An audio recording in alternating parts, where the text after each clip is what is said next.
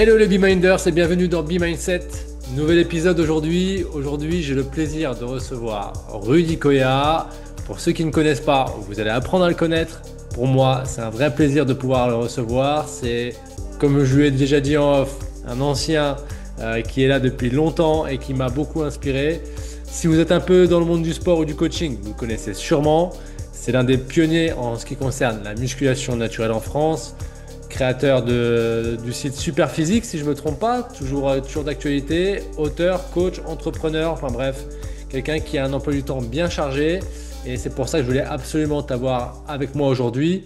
Euh, et je voulais commencer assez rapidement avec une présentation de toi, Rudy, mais je voulais juste te souligner un aspect qui me semble essentiel et qui sera un peu le fil conducteur de cet épisode. Ce qui m'a marqué chez Rudy, c'est ta capacité à durer. Comme je l'ai dit au tout début, tu es un ancien, en tout cas tu es là depuis très longtemps dans l'accompagnement en tant que coach, que ce soit en ligne, en présentiel, sous différentes formes.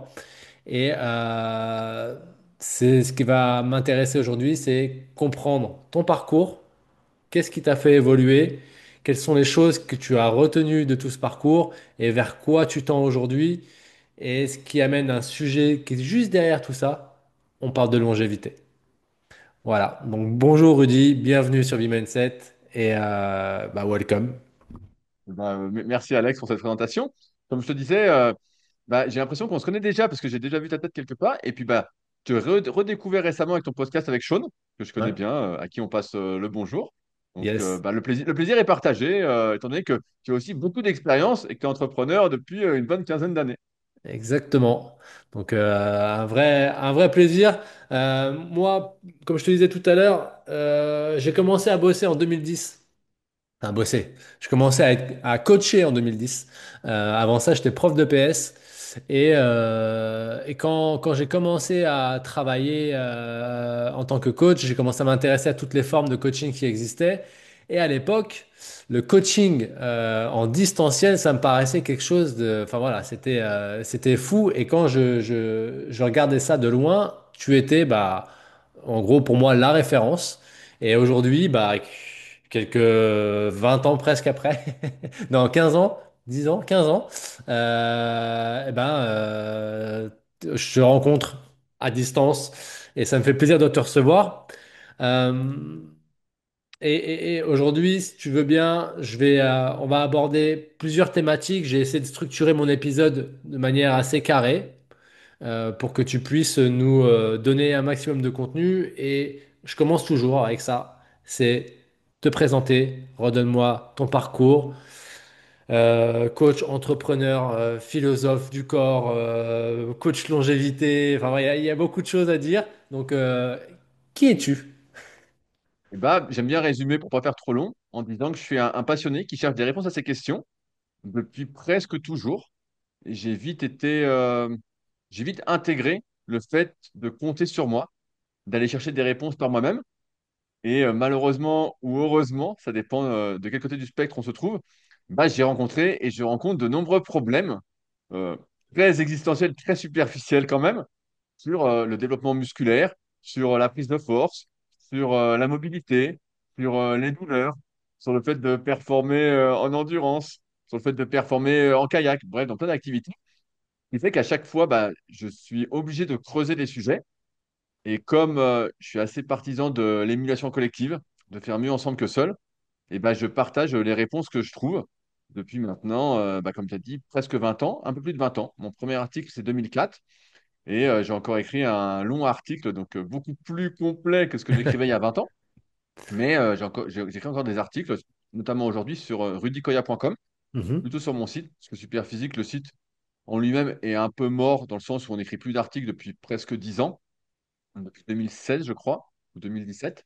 Et j'ai repris, comme j'aime bien écrire, le partage des réponses à mes questions à travers des articles sur mon site personnel, à travers des podcasts. Donc, il y a Leadercast, qui est Mhm. plus développement personnel, remise en question. Secret du sport, où j'interviewe des sportifs qui m'intéressent ou des entraîneurs qui m'intéressent, des personnes qui m'intéressent. Donc, c'est vraiment des questions que moi j'ai et avec des réponses que j'attends avec impatience. Donc, c'est sur toutes les applications de podcast. Et il y a le Super Physique Podcast, donc avec mon associé Fabrice, ainsi qu'avec Clément et June une fois par mois, que j'ai relancé en 2017, mais que j'avais commencé en 2010. Tu vois, j'avais commencé en 2010, où à l'époque, bah, il n'y avait pas de plateforme pour dispatcher le podcast, et donc on les mettait directement sur le site Superphysique, et ils sont encore disponibles. Et donc voilà à peu près comment je dispatche ce que j'accumule avec plaisir. Et après, bah, ça a dérivé dans plein de projets comme la formation des futurs coachs aujourd'hui en CQP, que j'organise bah, chez moi, Ok. juste ici là où on est, à la Villa Superphysique, à ma salle, le Superphysique Gym. Et puis, bah, j'interviens dans plein de lieux différents, dont notamment l'INSEP, Bio Coaching à Montpellier, bientôt en Alsace, et dans tous les CQP, ou presque, si j'ai le temps, qui sont intéressés par mon expertise, notamment sur la morphoanatomie et la longévité, comme tu l'as si bien dit tout à l'heure. Voilà. Eh ben, c'est avec ça, on commence à percevoir la multitude de choses que tu fais, que tu as pu faire également, parce que ce qu'il faut retenir aussi là-dessus, c'est quand même que relativement tu es précurseur sur pas mal d'aspects, hein, parce que comme je te disais tout à l'heure sur le coaching en ligne, bah, à l'époque, il n'y avait pas grand monde et tu étais déjà en avance sur ton temps. Apparemment, le podcast également, même si c'est pas cette forme-là exactement. Donc c'est assez remarquable de pouvoir avoir ça euh, en avant-première, entre guillemets.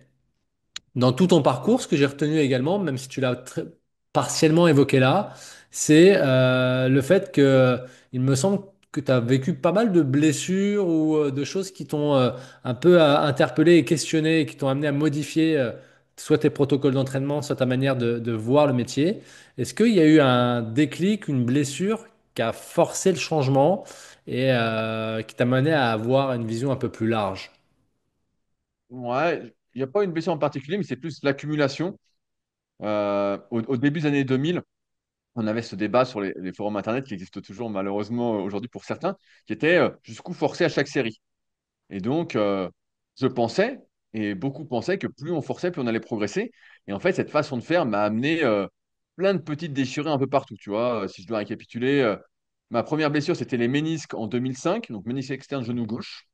Ensuite, 2, 3 semaines après, je m'étais déchiré un peu le pec ici, donc j'ai un petit trou là, en faisant trop de développé couché plusieurs fois par semaine, puisque j'étais à l'époque champion de France développé couché junior, donc j'en faisais à fond. Ensuite, je me suis déchiré un biceps. Je sais pas si on voit ici, là, il y a un petit trou. Voilà, en forçant comme un malade et tout. Vraiment, ça. J'ai dû faire le triceps ici, là, il y a un petit trou, mais on le verra pas. Un bout de grand rond. Je pense qu'il y avait un bout soit de fessier, soit un bout d'adducteur.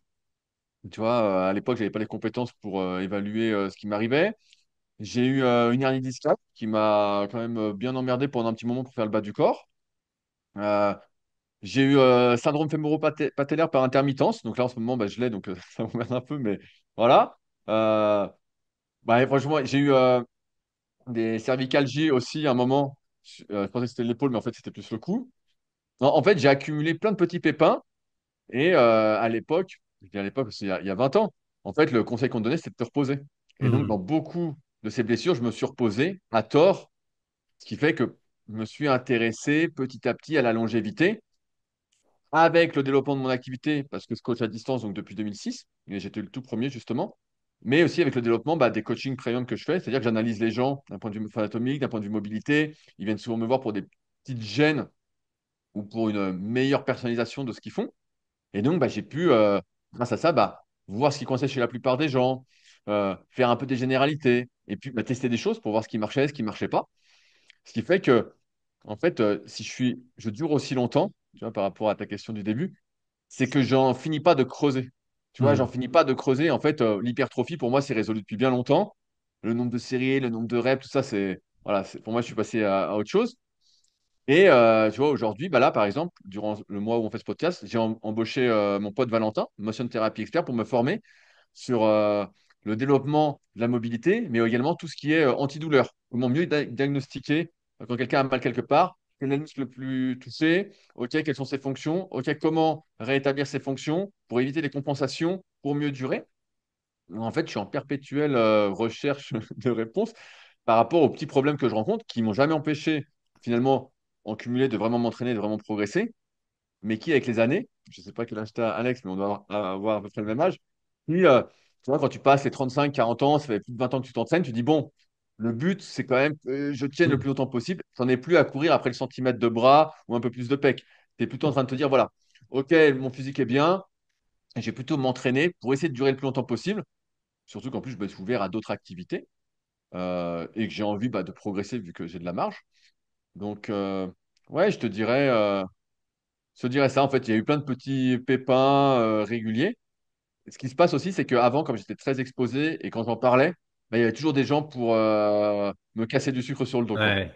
Vraiment, au début des années 2010, tu vois, 2011, 2012, allez, jusqu'à 2014, 2015, comme j'étais presque le seul à être vraiment visible, à écrire des articles, à faire des vidéos, à faire des podcasts, il y avait très peu de monde. Il y avait mon pote Théo, Fitness Smith, qui fait toujours des podcasts.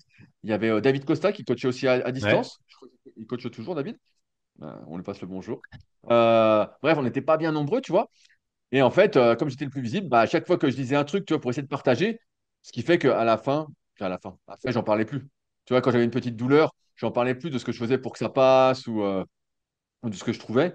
Alors qu'aujourd'hui, comme je suis moins visible et que j'ai, je pense, changé un peu aussi d'orientation, je suis plus dans Ouais. la compétition contre tout ça, bah, je peux en parler un peu plus librement et partager bah, les réponses que je trouve, voilà, tout en me formant à côté pour être encore plus compétent, quoi. Est-ce qu'il n'y a pas aussi une forme de... Tu sais, alors moi, pour répondre à ta question, j'ai 39 ans. Ah, bah t'es vieux, t'es plus vieux que moi. T'as quel âge? Je vais avoir 38, donc j'ai un an de moins. Et ben voilà, bah, et voilà, donc je suis plus vieux que toi, donc effectivement, moi aussi, je suis passé et je suis encore dans une exploration de mon corps, de comprendre un petit peu les mécanismes, et souvent suite à des blessures. Euh, je me demandais, là, par rapport à ce que tu disais, si finalement le fait qu'à l'époque, on te cassait pas mal de sucre sur le dos, dès que tu racontais le fait que tu étais blessé ou que tu avais une gêne ici ou ici, est-ce que en vieillissant, en prenant de l'âge, finalement, on gagne pas plus en... C'est pas plus crédible de parler de ça que si quand tu as, je sais pas, 25 ans, quand tu commences, et tu as l'impression de devoir toujours paraître fort, paraître bon, paraître beau, pour pouvoir être crédible. Ouais, c'est une très bonne question. Je te dirais que c'est sûr que les années passant, les gens qui me suivent ou qui font partie, entre guillemets, de ma communauté, qui m'ont vu grandir, évoluer, il y en a qui me connaissent depuis que j'ai 14 ans sur les forums, donc Mhm. voilà. Bah, ils ont mon âge en fait, ils ont grandi avec moi, ils ont mon âge, ils sont un peu plus jeunes, un peu plus âgés, mais ils rencontrent un peu les mêmes problématiques que moi. Ce qui fait que je partage des problèmes qu'ils rencontrent et des solutions potentiellement ils pourraient appliquer. Quand j'avais 25 ans, donc c'est 2012-2013, j'étais tellement exposé que quoi que je fasse, c'était matière à critiquer. J'écrivais un article pour dire que le jeûne intermittent, c'était pas l'idéal pour prendre du muscle. J'avais des centaines de Mhm. personnes contre moi, tu vois, c'était vraiment c'est aussi ce qui m'a permis, tu vois, aujourd'hui d'avoir vraiment du recul sur les critiques que je peux recevoir, même si elles sont bien moindres, mais de pas les prendre au sérieux ou d'en rigoler ou c'est plus ça. Et après, bah, c'est sûr qu'on n'a pas les mêmes problématiques. À 20 ans, on s'imagine un peu invincible et on est pratiquement invincible. Ouais. Tu t'entraînes, tu as mal quelque part. J'ai fait un petit reel qui sortira dans quelques semaines, je pense, où je disais j'avais les longs biceps. Tu vois, j'avais mal aux deux longs biceps de 2012 à 2014. Et ça s'est résolu en faisant des étirements, tu vois. J'ai gagné de la souplesse et c'était réglé. Donc aujourd'hui, un étirement, ça me soulage sur le coup, mais ça suffit pas.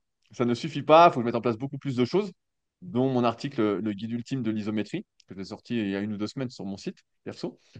Mais ouais, disons que bah, moi, j'ai toujours été dans cette optique de partager presque tout ce que je fais, mais j'ai eu tellement de critiques quand j'étais jeune que c'était difficile à supporter et que je préférais bah, finalement me concentrer, comme font beaucoup aujourd'hui, que sur les aspects positifs. Ce qu'on voit sur les réseaux sociaux où on s'imagine que tout va bien pour tout le monde, que tout le monde est en super forme, que personne n'a mal nulle part, tout ça. Et en fait, moi, quand je vois des gens ou qui me contactent pour des coachings ou des analyses ou quoi, je vois que tout le monde, en fait, a plein de petits problèmes, superficiels, existentiels, voilà. Mais faut pas le dire. Faut pas le dire. Et aujourd'hui, comme j'en ai un peu, je vais être cash, j'en ai rien à foutre. Voilà, je cherche à convaincre personne, je cherche à vendre rien du tout. Je partage juste ce que j'ai envie de partager. J'ai cette liberté-là. Bah, en fait, je peux partager ce que j'ai envie. Si quelqu'un me critique, bah, au pire, je dis merci pour le référencement. Ou si ça m'ennuie un peu, je le bannis et puis ça va bien. Ok. Comment tu vis, comment tu vois l'évolution de notre job Là, je sors un petit peu du cadre vers quoi je veux tendre après sur le podcast, mais ça m'intéresse d'avoir ta vision.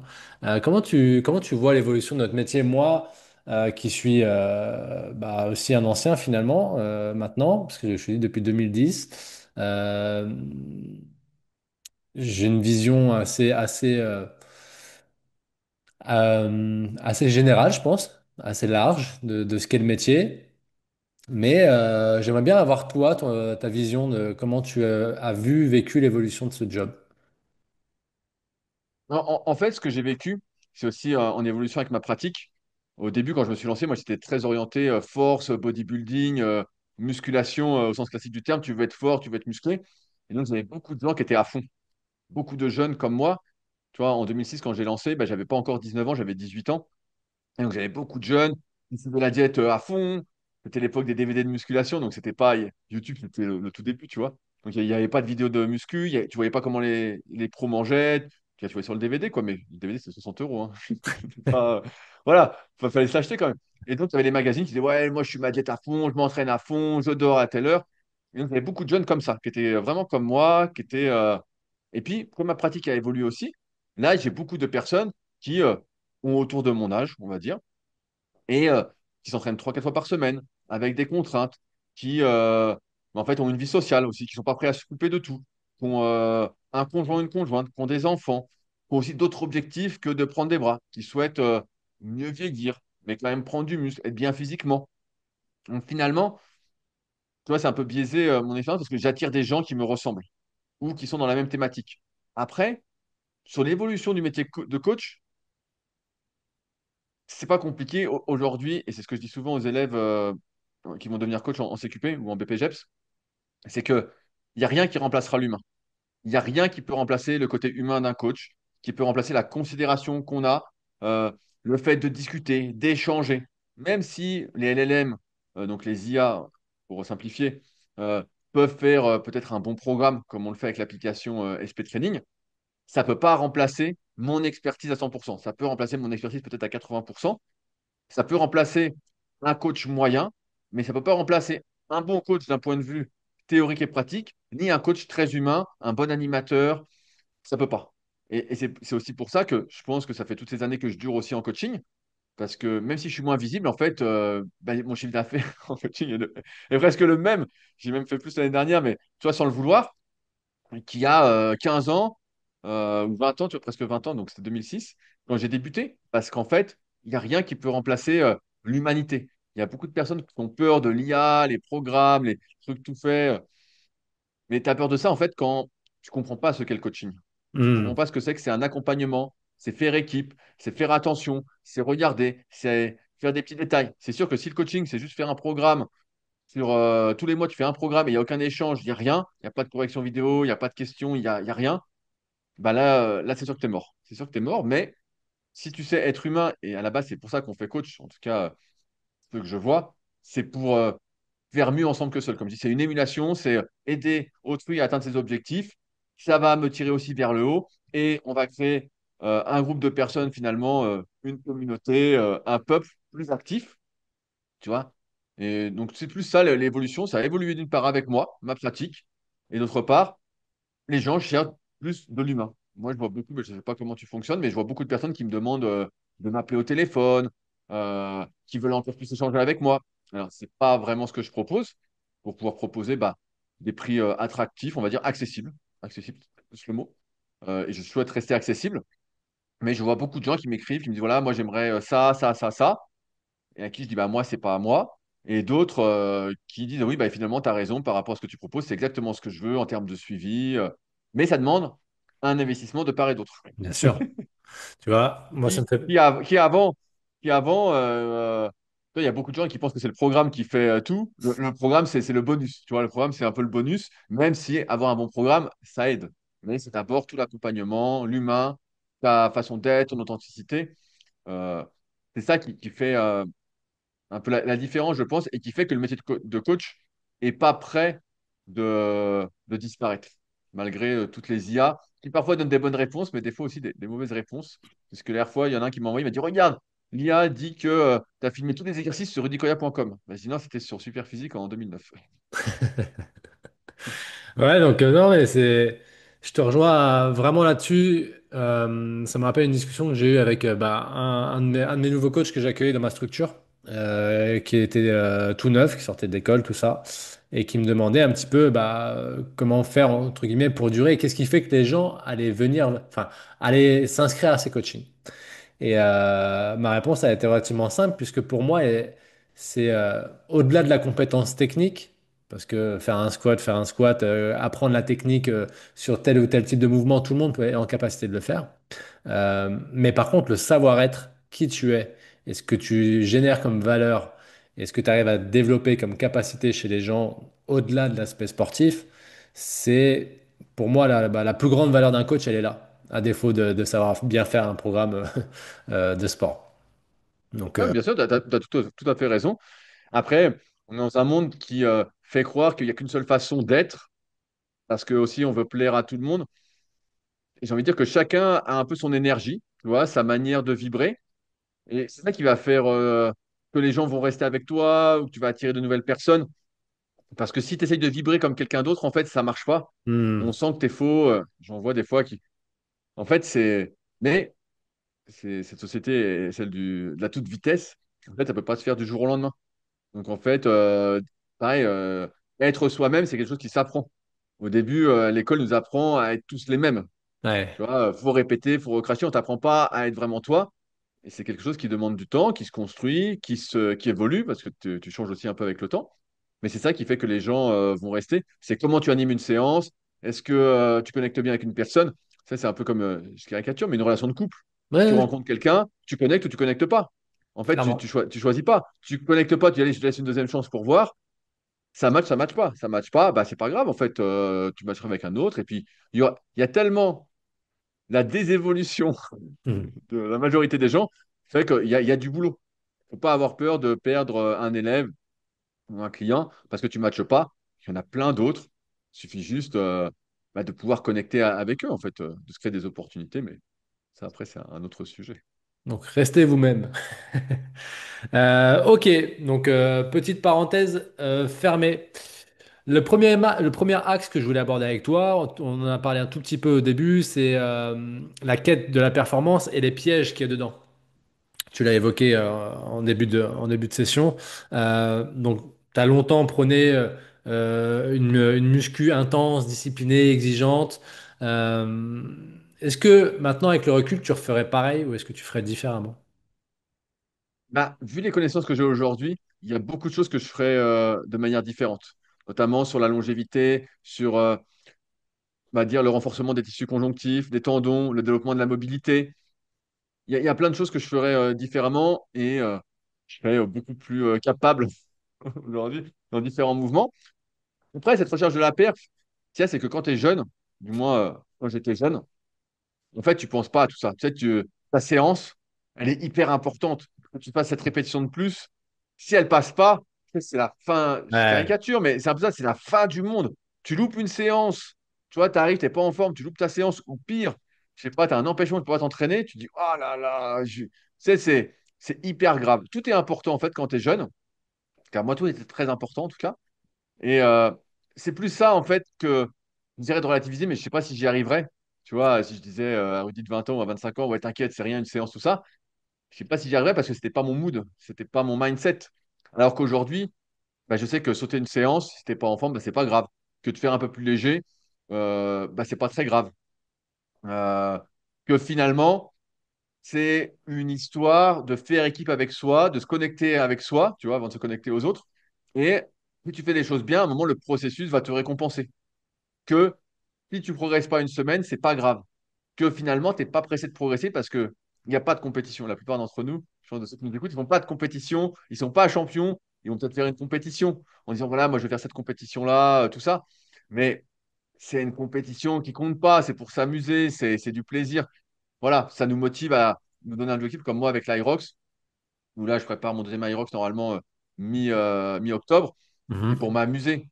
Si demain j'ai une blessure avant et que je peux pas le faire, bah, c'est pas grave, j'irai voir les potes ou si je performe, bah, c'est encore mieux, hein, évidemment. Mais, euh, mais plus que, tu vois, je dirais, fais confiance au processus. Et si tu as une petite douleur ou une petite blessure, occupe-en toi avec ce que je sais aujourd'hui. Et je sais que bah, je serai bien meilleur qu'aujourd'hui encore. Mais je ne sais pas si je serai capable de désamorcer l'importance de tout, et notamment de l'entraînement, avec 15 ans de moins. Ouais. Après, quand on a le goût de la perf dans le sang, on a le goût de la perf quand même, je pense, hein. C'est quelque chose qui est aussi. Je sais pas si tu as pratiqué d'autres sports plus jeunes, comment tu as été éduqué encore plus jeune autour du sport. Moi, personnellement, je suis issu des sports collectifs, mais aussi du sport individuel, parce que aussi fait du tennis, mais à chaque fois, j'avais du mal à faire une activité s'il n'y avait pas de compète. Donc, c'est aussi. Ouais, moi, ça me gênait pas trop parce que j'ai grandi avec les DVD de bodybuilding, tu vois, donc j'ai vraiment grandi avec ça. Et je savais qu'en bodybuilding, je ferais pas carrière, tu vois. Même si gamin, je pensais devenir champion du monde, monsieur Olympia, je savais que j'allais pas être champion. Et donc, en fait, c'était plus moi contre moi. Et j'avais cette rage que j'ai encore, mais que j'arrive un peu plus à dominer, de vouloir prouver des choses aux gens, de dire, regardez, je vais y arriver. Hmm. C'est comme une sorte de vengeance, mais qui n'existe pas, tu vois. Une histoire que je me racontais qui était la bonne du moment. Et c'est plus ça, parce qu'aujourd'hui, s'il n'y a pas de compétition, alors là, pour la grotte, voilà, ça m'oblige à faire des trucs que j'ai pas spécialement envie de faire, mais je m'entraînerai quand même avec des petits objectifs. Tu vois, là, dernièrement, je me suis fixé un objectif sur le 5000 mètres ski erg et 5000 mètres rameur. Voilà, c'est pour moi. Et donc voilà, j'ai battu mon record, je suis content. Là, je me suis Ouais. fixé le 2000 mètres ski erg et rameur, et je vais me fixer le 10 km sur bike erg. Tu vois, je me fixe des petits trucs, et ça me suffit, tu vois. C'est plus moi vs moi. Parce que aussi, j'ai appris avec les années qu'on était tous tellement différents d'un point de vue morpho-anatomique, d'un point de vue même anatomique, d'un point de vue des capacités de mouvement, d'où on part, de sa génétique, de ce que nous transmettent nos parents, tout ça. En fait, bah, tu ne peux pas comparer. Tu vois, les compétitions, pour moi, aujourd'hui, contre les autres, en tout cas, c'est un peu une aberration. Voilà, Hmm. c'est plus un prétexte pour voir jusqu'où l'être humain peut aller en fonction de son potentiel, en fonction de ce qu'il fait. Mais c'est certainement pas une compétition équitable. En fait, Ouais, c'est c'est pas du tout sûr. équitable. À aucun moment, c'est équitable. C'est sûr. C'est sûr qu'il y a c'est tellement disparate en fonction de ton âge, en fonction de ta génétique, en fonction de tellement de critères que vouloir se comparer en permanence aux autres, voilà. Je suis pas sûr que ce soit la meilleure Bah, tendance. surtout à meilleur que soi. Parce que tu es là, tu dis, ouais, je comprends pas, moi je fais ci, je fais ça. En fait, il y a pas d'égalité. Il n'y a pas, même si on essaie de rendre les compétitions ou quoi que ce soit équitables, ça n'existe pas non plus. Et donc la seule chose que tu peux faire, c'est des gens meilleurs que toi, t'inspirer d'eux pour te motiver, pour te tirer vers le haut, pour te dire, s'il y arrive, peut-être que je peux y arriver. Voilà. Et en même temps, bah, te donner des possibilités et si tu as des possibilités, souvent tu te mets en action, tu dis, ah bah oui, c'est possible, donc je peux essayer. Et de voir après, bah, ça mène ou pas. Ok. Et est-ce que là, pareil, tout à l'heure, tu dis que tu t'étais pas mal blessé avec la pratique. Pourquoi, à ton avis, on se détruit parfois en voulant prouver encore qu'on peut performer? Pourquoi on va jusqu'à la blessure? Parce qu'en fait, tu penses pas que tu vas te blesser. Tu penses toujours que c'est pour les autres. Tu sais, il y a plusieurs âges pour les tendons, par exemple. J'en parlais avec Fred Cossé dans un podcast qui sort début octobre. Et en fait, t'as 17 ans, tes tendons sont sans arrêt en train de se renouveler. C'est du béton, quoi. Donc tu te blesses et tu guéris toute vitesse. Ensuite, entre 17 et 44 ans, bah, c'est un peu la phase intermédiaire. Et à partir de 44 ans, là, normalement, en moyenne, c'est des moyennes, hein, on va prendre avec des guillemets, bah là, c'est plus dur. C'est plus dur. Ça se renouvelle moins vite, ça se répare moins vite, tout est un peu plus dur. C'est qu'au début, tu es invincible. Tu n'as jamais connu le truc. Donc, tu as une petite gêne, tu dis, ouais, c'est rien, quoi. Tu sais, tu as des courbatures un peu intenses, tu dis, ouais, je m'entraîne quand même dessus. Je me souviens, moi, le pec, a lâché, tu vois, j'avais des courbatures tout le temps, vu que je faisais du c'est 3 fois par semaine. Et d'un coup, tu fais ça, tu entends claque, tu dis, merde. Tu dis, ah putain, bah, tu contractes, tu dis, ah, j'ai une petite douleur. En fait, c'est que tu te penses invincible. Ouais. Pareil, tu es dans ce truc où ta séance est hyper importante. Tu vois, ta séance, en fait, elle est là, ta séance de sport, peu importe laquelle. Tu dis, bah ouais, elle est hyper importante, il faut vraiment que je la fasse, il faut vraiment que je batte mes records. Alors qu'en fait, bah, elle n'est pas très importante. Tu fais un peu plus léger, tu Hmm. auras pratiquement les mêmes effets. C'est qu'en fait, on est sans arrêt en train de, je pense, à vouloir se prouver des choses. On veut sans arrêt se prouver, se prouver, se prouver. euh, parce qu'on est aussi dans un monde, ouais, je dérive un peu à l'instant en philosophie, où on a très peu de pouvoir en fait. Tu vois, tout est réglementé, de plus en plus réglementé. C'est ce qu'explique bien Yuval Harari dans son dernier livre, Nexus. En fait, on est dans un monde où tout est réglementé, où plus personne peut maîtriser l'ensemble des lois. Et en fait, on est prisonnier de plein de choses. Et le sport, c'est l'une des seules manières qu'on a d'exercer du pouvoir sur notre vie, sur notre libre arbitre. Tu vois, si on t'enlève ce pouvoir-là, il te reste, tu vois, il te reste le pouvoir de manger ce que tu veux. Ouais, bon, bah, c'est pas fou quand même. C'est pas fou Ouais. avec les conséquences que ça. Donc, le sport, c'est cette manière de retrouver du pouvoir pour la plupart d'entre nous. Donc, là, du pouvoir, tu dis, ah, j'y vais. Et puis là, d'un coup, t'as une petite gêne, tu dis, bon, voilà, ça m'emmerde un peu, tu vois. Tu dis, ah, cette petite jeune, c'est bon, j'ai déjà pas de pouvoir, laissez-moi avoir du pouvoir. Mais en fait, ton corps t'envoie des signaux qu'il faut apprendre à écouter, à décrypter, à s'occuper. Sinon, bah, tu perds encore du pouvoir. Est-ce que, qu'est-ce que tu dirais à quelqu'un, allez, qui a un peu plus vieux que nous, 45 ans, 50 ans, qui croit que c'est plus pour lui, ou il est plus capable, ou qu'il est fatigué, et qu'il a un boulot trop prenant? Qu'est-ce que tu lui dirais pour essayer de inverser cet état d'esprit? Souvent, on se fait des montagnes en termes d'efforts et de durée de ce qu'il faut faire pour avoir des résultats, alors que dans tous les cas, faire un vaut mieux que zéro. Faire un peu, c'est mieux que rien. Il y a eu pendant un moment cette mode sur Internet, sur YouTube, je me souviens que Nassim avait beaucoup fait ça, le sagouin, de faire des séances de 15 ou 20 minutes, tu vois, ou 25 minutes. Dire en 15 minutes, tu fais les pecs. Alors, je ne sais plus exactement si c'était 15, 20 ou 25, hein, il m'en voudra pas. Mais, et ça, ces vidéos-là avaient cartonné. Et en fait, on se rend compte que pour quelqu'un qui est pris, qui n'a jamais vraiment fait de sport ou qui en fait par intermittence, rien que 20 minutes par jour, mais tu peux déjà faire énormément de choses en fait. Hmm. Tu peux faire un petit circuit, tu connais tout ça, mais tu peux faire des petits circuits training, tu peux faire des supersets, tu peux faire des trucs. Tu mets pas très lourd parce qu'en 25 minutes, le temps de t'échauffer, le temps de forcer, de prendre de la récup, tout ça. Mais tu auras déjà des sacrés résultats, beaucoup plus que si tu ne fais rien. Tu vas pouvoir entretenir ta santé cardiovasculaire, te développer un peu cardiaquement, musculairement, en force, développer un peu ta mobilité, à raison de 20 minutes par jour. Donc, après, c'est sûr que si tu as 5 minutes par jour, bon, là, j'y crois pas trop, mais 20 minutes, tout le monde les a. Tout le monde les a, ces 20 minutes. Donc, je dirais, en fait, il ne faut pas surestimer. C'est comme quand tu as une idée sur un projet. Moi, j'écris pas mal de bouquins, mais quand tu écris un bouquin, les gens me disent, oh, incroyable, un bouquin, tout ça. Je dis oui, mais pour vous, c'est beaucoup, parce que vous n'avez pas le plan. Moi, je Ouais, décompose tellement le bouquin en petites étapes. En fait, je mets tous les chapitres, je fais d'abord le plan, et après, j'y vais chapitre par chapitre, sous-chapitre par sous-chapitre. Et en fait, à la fin, bah, j'écris une ou deux pages à chaque fois. Donc, je dis, en fait, c'est pas grand-chose. C'est pas comme si j'écris 400 pages d'un coup. J'écris une ou deux pages. Et après, je me dis, voilà, est-ce que j'en écris encore une ou deux autres? Et c'est un peu pareil pour l'entraînement, pour tout.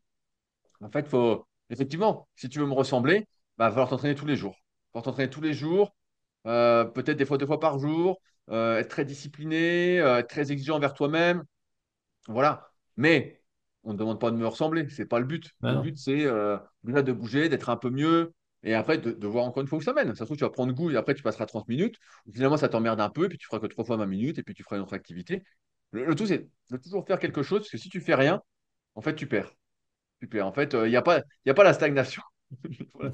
La stagnation, c'est quand ça fait longtemps que tu t'entraînes et que tu continues à t'entraîner, bah là, tu stagnes, tu fais toujours la même chose. Mais quand tu n'as jamais rien fait et que tu fais rien, tu fais que perdre, que perdre, que perdre, que perdre. Donc, la meilleure façon, c'est de faire un peu. Et en général, bah, même un petit 20 minutes par jour. J'ai mon pote Cassus là, qui fait des petits programmes sur 20 minutes en ce moment. Il me fait sourire aussi. Parce qu'il a des enfants, tout ça. Maintenant, il a moins le temps de s'entraîner. Et donc, il capitalise sur ce qu'il a développé avant, évidemment. Et ben en fait, ouais, tu peux faire des trucs déjà en 20 minutes par jour, hein. Moi, Ce sera mieux que rien. c'est clairement ce que je recommande dans. Pareil, je viens de lancer mon activité en ligne depuis le début de l'année et j'accompagne essentiellement des entrepreneurs dont la problématique c'est j'ai pas le temps. Euh, et donc pour le coup, ce que j'essaye de diffuser comme message, c'est qu'en 20 minutes, tu as le temps de faire des choses qui vont vraiment te changer profondément, si tant est qu'elles sont bien faites, bien évidemment. Bien sûr, mais Mais par contre, 20 minutes par jour, tout le monde les a et ça peut vraiment changer ta santé de A à Z. Euh, on plonge doucettement vers la longévité. On va creuser un peu plus cette thématique-ci. Euh, Toi, quelles sont les premières choses que tu as changées dans ton entraînement pour durer? ah oui. Là, c'est vraiment mon sujet du moment. En fait, c'est parti du constat que quand j'ai commencé et que j'avais des petites blessures, on nous disait c'est le repos. C'est le repos, c'est le repos, faut absolument rien faire.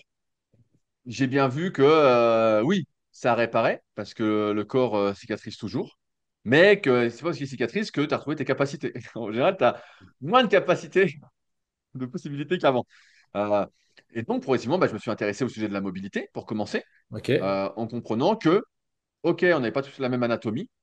Voilà, il y avait des différences en termes d'insertion, de longueur osseuse, même d'orientation des os, minimes, mais qui existent entre individus, mais qu'on pouvait développer sa mobilité. Alors qu'auparavant, on disait, voilà, tu arrives à faire un squat, tu n'arrives pas à faire un squat, c'est comme ça, tu peux pas y faire grand-chose. Si tu n'y arrives pas, mets une barre sur le dos et descends. En fait, c'est beaucoup plus compliqué que ça. Pour la plupart d'entre nous, c'est des histoires de rotation interne, de rotation externe, d'abduction, d'adduction. Bref, il faut vraiment bilanter la personne. Ça, c'est ce que je fais en coaching premium et où je me forme continuellement sur le sujet.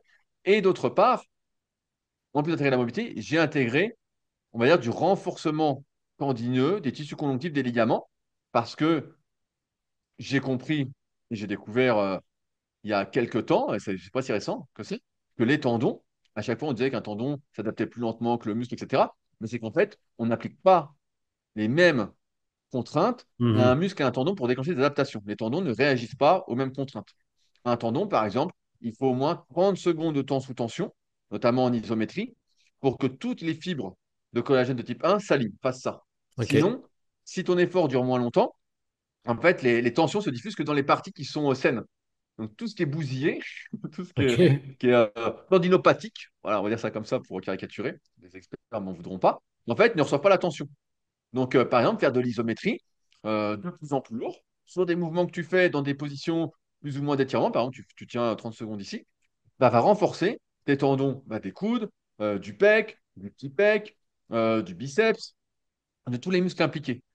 Ensuite, on sait aussi, moi j'ai été partisan pendant très longtemps de l'entraînement, on va dire explosif, mais d'être le plus rapide avec ses muscles quand tu fais tes exercices. Certes, pour solliciter tes fibres rapides, pour progresser, bah, c'est beaucoup mieux d'un point de vue musculaire. Mais ça, c'est un effort qui met les structures tendineuses et conjonctives à rude épreuve. Et il faut que ces structures soient prêtes.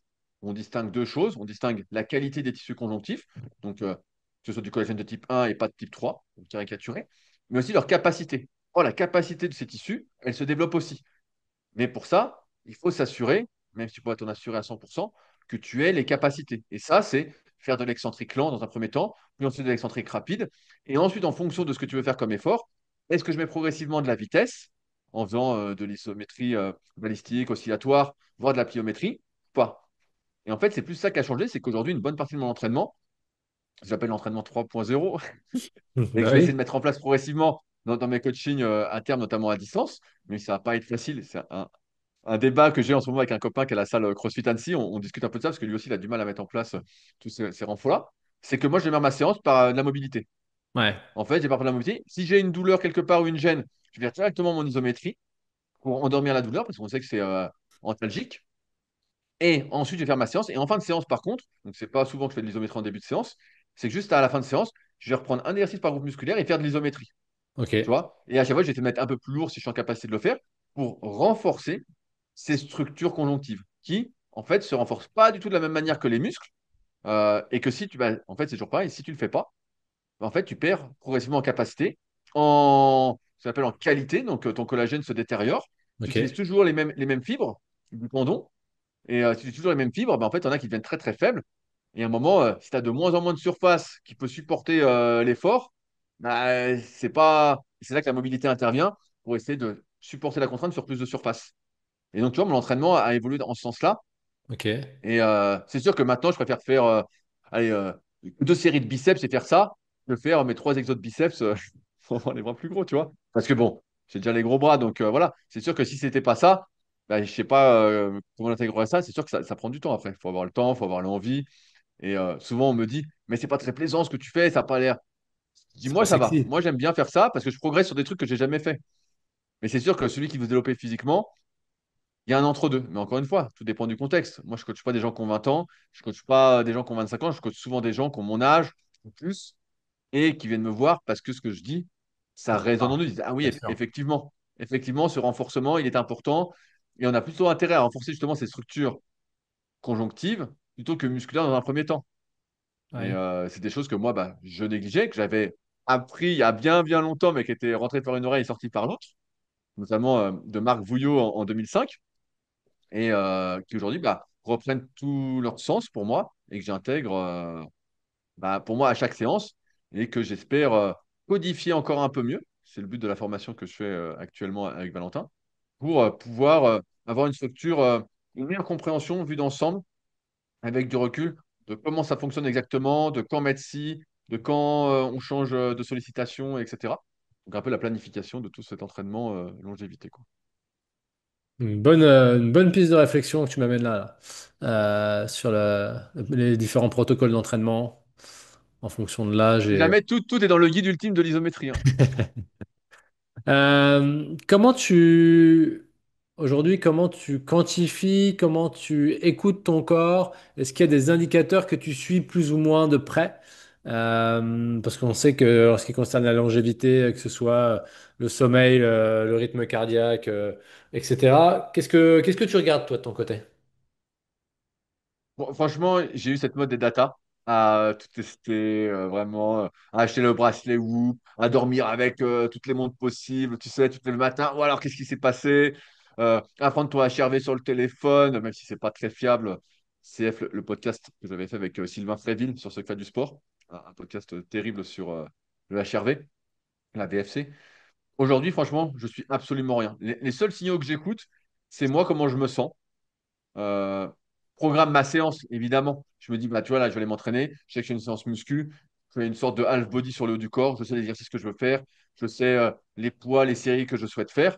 Mais, contrairement à avant, si je ne me sens pas en forme, je me serai plus léger pour Mhm. privilégier la technique d'exécution. Alors qu'avant, si ça se dégradait un peu, ça ne me gênait pas. Tu vois, si un coup, je faisais ça pour monter, je me disais, bon, bah, c'est la dernière rep, c'est pas grave. Ou si tu levais un peu les fesses en forçant sur un développé couché, tu dis, c'est pas grave. Aujourd'hui, pour moi, qualité d'exécution, quitte à mettre moins lourd, Ok. puis comment je me sens. Tu vois, j'essaye de pas trop en faire. J'en parlais dans un post Instagram il y a quelques jours sur la régulation, l'autorégulation propre à chacun. Mais c'est vrai que j'ai du mal à me réguler parce qu'il y a tellement de choses que j'ai envie de travailler et tout ça. C'est pour ça qu'aussi faire appel à un coach, ça a du sens. Tu vois, Ouais. là, par exemple, pour faire une petite douleur au genou, là, je fais avec Val, donc je l'écoute. Mais sinon, moi, j'ai tendance à tester tout. Moi, je fais tout à la fois. J'ai du temps. Dès que j'en ai marre d'être assis, bah, je fais un truc et j'arrête pas. Et donc, ouais, je dirais qu'aujourd'hui, je suis aucune data. Les seules data que je suis, c'est est-ce que je suis en forme ou pas. Et si je suis mon plan, parce que je commence à me connaître actuellement, je suis en forme. Si des fois je me laisse embarquer par rajouter une séance de course ou une séance de kayak, parce que je me dis, ah tiens, il fait beau, faut profiter, tout ça, là, je sais que je vais le payer. Je sais que je vais le payer. Un coup, ça m'était arrivé, j'avais fait ski erg, un 6 fois 1000 presque à fond le lundi. Le lendemain, je fais kayak. Je suis avec un pote, on y va comme des fous. Mercredi, je fais muscu tranquille, nanana. Et jeudi, je refais vélo à fond.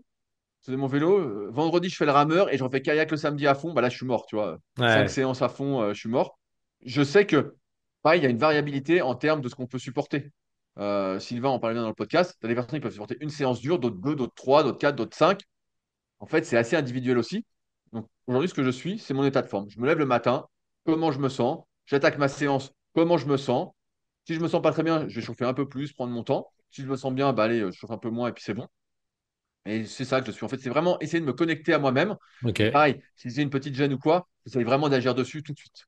Vraiment, j'essaie d'agir dessus tout de suite parce que dans tous les cas, tu ne peux pas faire de ce que je parlais sur renforcement tendineux sur tout.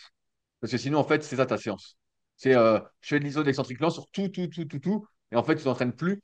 Or, les muscles, c'est quand même un facteur de longévité, un facteur anti-blessure, un facteur d'absorption des contraintes. Et si tu ne les développes pas, en fait, bah, tu peux pas bouger. Pas de Ouais. muscle, pas de mouvement, quoi. Et ça, c'est important de rappeler cette base-là hein, quand même. C'est que on a besoin d'un corps fort quand même, un corps musclé Bien sûr. pour pouvoir vivre longtemps, c'est essentiel.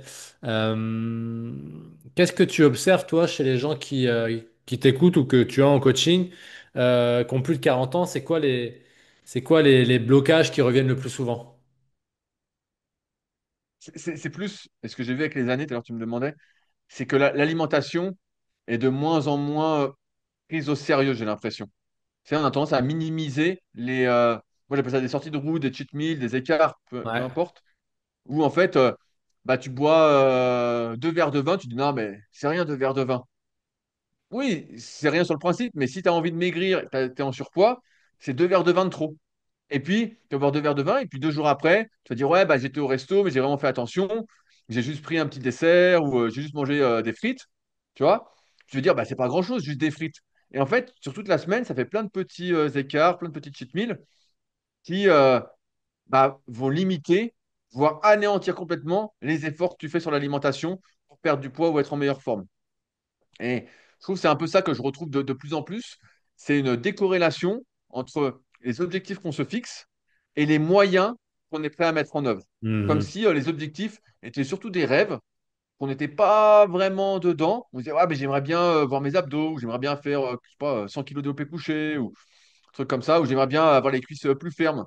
J'ai pas mal d'élèves femmes où c'est c'est la question, tu vois. Et je leur dis, bah voilà, il va falloir faire ça, ça, ça. J'explique tout avant.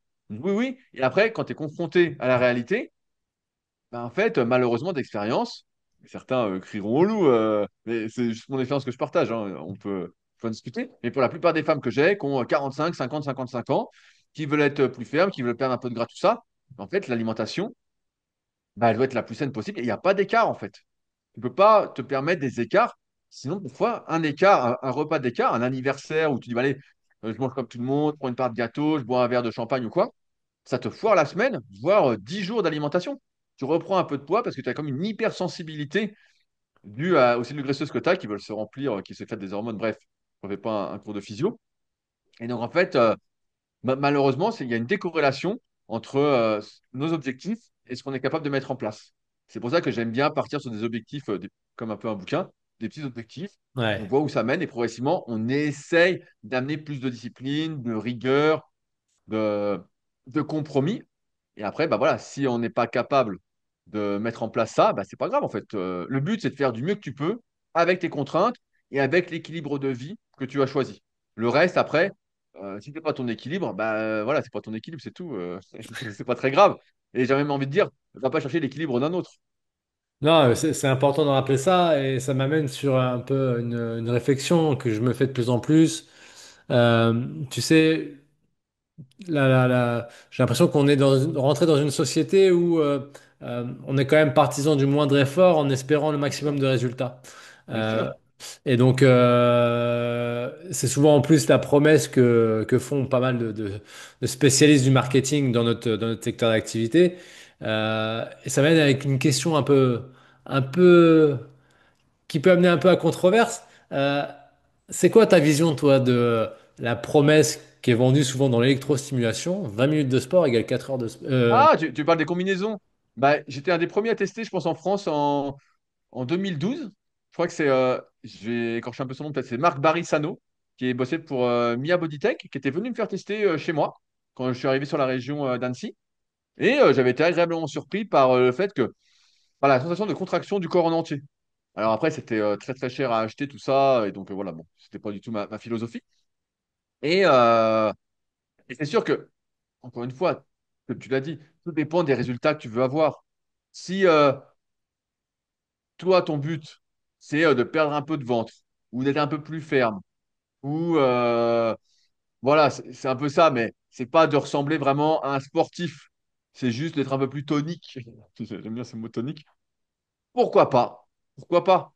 Mais encore une fois, 20 minutes d'effort, ça vaut 20 minutes d'effort. Merci. Non, mais voilà, voilà. La vérité, c'est ça. C'est 20 minutes d'effort, c'est 20 minutes d'effort. Ça vaut pas 4 heures. Ça vaut pas 3 heures, ça vaut pas 2 heures. Ça vaut 20 minutes. Certes, c'est 20 minutes où tu vas tout contracter à la fois. Donc voilà, c'est une séance un peu full body si elle est bien conduite. Mais c'est 20 minutes d'effort. Donc, comme on disait tout à l'heure, c'est mieux que rien. C'est pas mal. Je pense que c'est moins bien qu'une séance. Alors après, ça dépend de son niveau, de son contexte, où on en est, comment on arrive à contracter ses muscles, comment on arrive à les activer ou pas. Ça peut avoir du sens pour des personnes qui débutent complètement pour. Ce serait une première phase qui serait finalement c'est un peu de l'isométrie, tu vois. Ouais, Euh, ça aurait du sens, mais après, rien ne vaut le fait de bouger par soi-même, d'activer soi-même les muscles, parce que ce qui compte, c'est que tu puisses te lever tout seul de ta chaise et pas en étant branché sur un électrostimulateur quand même, tu vois. clairement. Et l'autre aspect, moi, qui me dérange, c'est que je trouve que ça tronque un petit peu euh, le- le- l'état d'esprit des gens, dans le sens où, une fois de plus, on en vient à cette promesse. Fais-en moins et t'inquiète, tu vas avoir des résultats Ouais, incroyables. mais c'est la société, ça. Ouais, mais Les astuces, le biohacking. C'est toujours la même chose, c'est des conneries en fait. Mais on est dans cette société où, comme je te disais, tu veux quelque chose, mais tu te rends pas compte des efforts vraiment ouais. que tu dois faire. Tu sais, des fois, les mecs, je sais pas.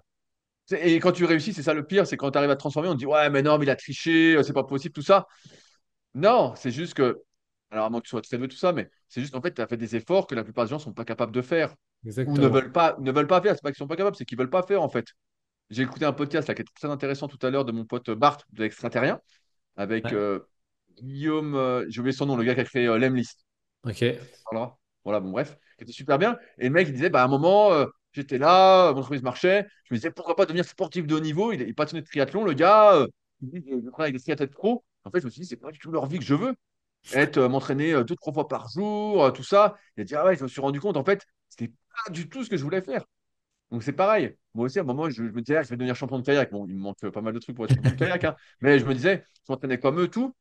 En fait, je me suis dit, mais est-ce que c'est ça ma vie que je veux? Une vie un peu, avec ma vision aujourd'hui, un peu égoïste, où tu penses qu'à toi, où tous les gens qui sont autour de toi t'aident à performer, où tu es le centre du monde. Voilà, est-ce que j'ai envie de ça? Bah non, j'avais pas du tout envie de m'entraîner. À un moment, je l'ai fait, mais c'est pas ma vie sur le long terme. En fait, je Ouais. produisais plus rien, j'écrivais plus rien, les podcasts étaient compliqués, tout était compliqué. Tu t'entraînes deux, trois fois par jour à fond, t'as du jus pour rien d'autre. Donc, c'est pareil, encore une fois, c'est parce qu'il y a aussi des gens qui font des fausses promesses, comme tu dis là, tu parles d'électro, mais il y a plein de gens sur les réseaux qui disent je me souviens d'une phrase de Bodytime, ils m'en voudront pas avec les PJ, mais leur slogan c'était un coup en 12 semaines, ta mère ne te reconnaîtra plus, tu vois. C'était un slogan comme ça. Et c'était marrant, vraiment, c'était bien pensé. Mais c'est parce qu'il y a eu cette mode des programmes en 3 mois, en 90 jours. Ouais, il y en a eu plein, plein, plein qui disaient ah, dans 90 jours, transformation incroyable. Ouais, mais 90 jours, en fait, oui, tu peux avoir une belle transformation. euh, voilà, mais le but, c'est pas d'être bien dans 3 mois, c'est d'être bien dans 1, 2, 10, 20, 30 ans. C'est ça l'idée. C'est pas d'être bien pour l'été. Tiens, moi, c'est pas ma philosophie actuelle. Voilà. Donc, c'est sûr que quand tu vois des résultats comme ça, tu dis, ah ouais, dans 3 mois, je suis super. Tu sais, je pense que tu as déjà eu cet exemple-là. Des gens qui disent, ah ouais, bah super, je mérite bien. Qu'est-ce que je peux remanger normalement? Remanger normalement, mais c'est quoi ça? Tu vois, et remanger normalement, ça veut dire, est-ce que je peux retourner Ouais. manger un burger frites? Est-ce que je peux remanger des gâteaux, tout ça? Bah jamais, jamais. En fait, tu peux pas. Tu peux une fois de temps en temps, voilà, et encore si tu as de la chance, sinon c'est jamais. C'est terminé. Ah mais attends, bah voilà, ça dépend ce que tu veux, ça dépend ce que tu veux. Et moi, j'ai beaucoup d'anciens élèves que j'ai eu en coaching à distance qui reviennent 5 ou 10 ans après, vu que ça fait Ouais. longtemps que je suis là, et qui en fait avaient complètement laissé tomber, ont pris du poison, ils me disent, ouais, est-ce qu'on peut recommencer? Je dis, bien sûr, mais ce coup-ci, sois bien conscient que c'est pour la vie. Si là, on va pas refaire encore un chemin qu'on a déjà entrepris, on va pas le refaire indéfiniment, ça n'a pas de sens. Ça n'a pas de sens. Voilà. Vous voyez la rigueur du gars quand même, hein. Non, mais oui, c'est hyper important de rappeler ça. Euh, Est-ce que tu penses qu'il faut souffrir pour changer ou à l'inverse, est-ce qu'on peut progresser en douceur et avec régularité? Je pense que le mot souffrance est mal choisi. Dans le milieu de la musculation, et notamment dans ce milieu de la transformation physique, qui s'est énormément développé ces dernières années, qui s'est démocratisé, où les salles se sont multipliées, ça a ouvert la porte à beaucoup de personnes qui souhaitent un résultat, mais qui n'aiment pas l'entraînement. Ils ne sont pas intéressés par s'entraîner, par soulever des poids, qui n'éprouvent aucun plaisir, qui ne sont pas dans le flow, en pleine conscience, qu'on pourrait dire, dans le moment présent, quand ils soulèvent des poids. Ouais, Et en fait, à aucun moment, quand je fais une séance, je me dis que je souffre. Alors extérieurement, il y a des gens qui vont dire, ouais, mais il force, il souffre, c'est hyper dur. Ou pareil, quand je mange hyper sain, comme j'ai montré dans une récente vidéo, les gens disent, ouais, les efforts qu'il fait, c'est incroyable, c'est hyper dur, tout ça. À aucun moment, personnellement, je n'ai senti de souffrance, de difficulté, de, de privation, de sacrifice, ou quoi que ce soit. Et c'est pourquoi j'aime pas trop ce mot souffrance, parce que ça veut dire que tu vas à l'inverse de qui tu es, à l'inverse de ta manière de t'exprimer. Dans le sens où, si tu n'aimes pas lever des poids, tu sens que c'est pas toi, que tu te forces pour un résultat, le fais pas. ouais, Trouve peut-être une autre activité dans laquelle tu t'épanouis, dans laquelle tu rentres facilement dans le flow, dans laquelle tu sens que tu t'exprimes. Et là, il n'y aura pas de souffrance. Si tu dois souffrir, te forcer à faire quelque chose, forcer, forcer, forcer, alors bien sûr, il y a des jours où tu as moins envie que d'autres. Ça, c'est pareil pour tout le monde. Mais si tu dois te forcer pour faire un truc, c'est mauvais signe. Pour moi, c'est mauvais signe. Et il y a peu de chances que tu tiennes sur la durée. Bien sûr, on te dit le renforcement musculaire, c'est très bien pour la longévité, il faut absolument que tu en fasses tout ça. ça n'a jamais convaincu personne. Ça n'a jamais convaincu personne. C'est comme dire, faut bien manger pour maigrir. Ça n'a jamais convaincu personne. C'est juste trouver une activité dans laquelle tu arrives à t'exprimer et qui te fait du bien. Et possiblement qu'après, ton mindset va changer, au fur et à mesure, on en parlait au début du podcast, quand tu vas vieillir, où tu vas te dire, voilà, j'aimerais faire des choses qui me font du bien. Et ça peut être, par exemple, faire de la musculation au poids du corps, ça peut être faire du circuit training, ça peut être de soulever des poids le plus lourd que tu peux avec une bonne technique en fonction de tes capacités de mouvement, tout ça. Mais trouver ce qui, toi, te convient sur le moment et qui va être, encore une fois, amené à évoluer. Mais il n'y a pas cette histoire de souffrance, de difficulté. En fait, pour durer, j'ai envie de te dire que ce que tu fais est l'expression de toi-même. Si c'est pas ça, il n'y a aucune chance que tu dures et Euh, que tu je- aies des résultats. Alors, deux aspects. Ça, on va le retenir, on va le noter et on va, entre guillemets, presque clôturer notre première, parce qu'il va falloir qu'on fasse un épisode, Rudy. C'est obligé. Euh, Notre première session ensemble, vraiment garder à l'esprit que rester au contact de ce qui nous anime le plus nous permet de durer.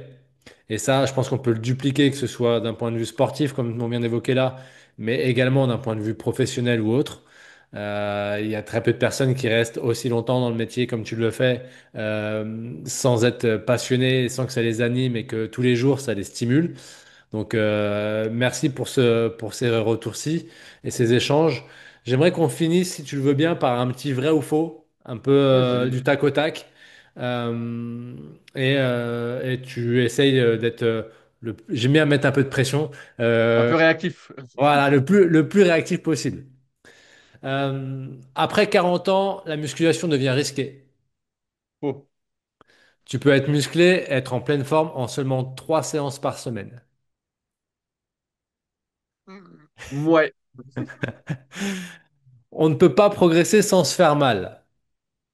Bah, faux. Le mental, c'est 80% de ta transformation physique. Je dirais plus vrai que faux. Le jeûne intermittent est indispensable après 40 ans. Faux. Respirer profondément est plus puissant qu'un café. Bien sûr. Oui, vrai. Non, ça j'ai déjà dit. Il vaut mieux marcher tous les jours que faire du hit deux fois par semaine. C'est vrai. Vrai. Tu regrettes certaines choses dans ta carrière. Vrai. À 60 ans, tu te vois encore faire des tractions. J'espère en faire plus qu'une. La vraie performance, c'est de durer. C'est vrai. Voilà, Rudy, on s'arrête là-dessus. J'espère Ouais, que bah, avec plaisir pour un deuxième épisode. Tu me diras tes disponibilités et puis on fera une suite. avec grand plaisir. J'aimerais juste clôturer par une dernière question. C'est, comme je fais à chacun de mes invités, je demande une recommandation, quelqu'un que tu vois pouvoir intégrer mon podcast. J'ai deux, trois noms en tête. Alors, J'attends. quel sujet tu veux? Dis-moi un sujet que tu aimerais aborder. Faut que ça reste dans ce qui m'anime, c'est-à-dire mieux comprendre la longévité, à défaut quelqu'un qui est spécialiste sur le lien qu'on peut faire entre sport et entrepreneuriat. Et sinon, ça peut être des thématiques un peu annexes, genre le sommeil, la respiration, voilà. Bah, moi, je te conseille mon pote David de Limitless Project. Je pense qu'il remplit pas mal de cases. Je sais pas si tu le connais, Tu mais connais? c'est un bon copain et je pense que ça répond un peu à l'ensemble de tes critères. Ok, ok, super. Bah écoute, je te remercie. Et Bah, puis je te dis à au très vite plaisir. pour un deuxième épisode. Ça marche. Merci Rudy.